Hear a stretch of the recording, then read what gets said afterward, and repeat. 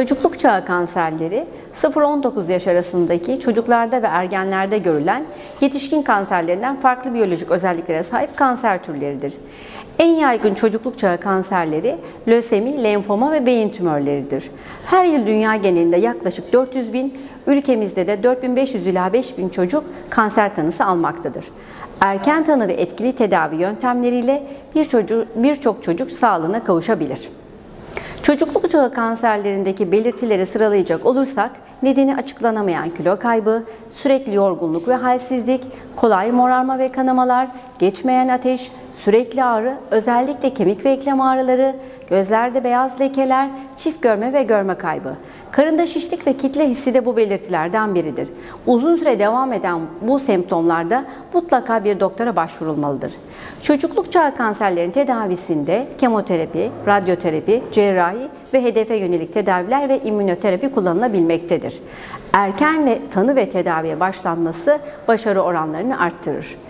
Aileler çocukluk çağı kanserleriyle baş etmesinde özellikle sağlık ekiplerinden ve profesyonel ekiplerden psikolojik destek almaları çok önemlidir. Çocukluk çağı kanserlerinin tam olarak önlenmesi her zaman mümkün değildir. Çünkü genellikle genetik faktörler ve bilinmeyen nedenlerle ilişkilidir.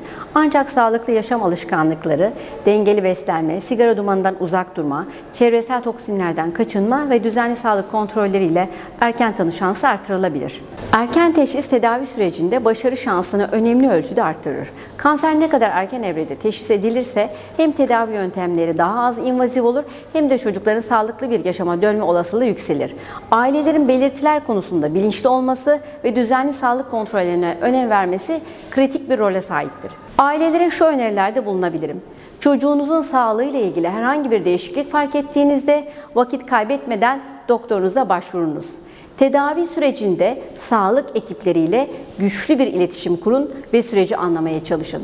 Psikolojik destek almaktan çekinmeyin. Çocuğunuzun moralini yüksek tutmak tedavi sürecine olumlu katkı sağlar. Diğer ailelerle dayanışma gruplarına katılarak deneyim paylaşımında bulunun.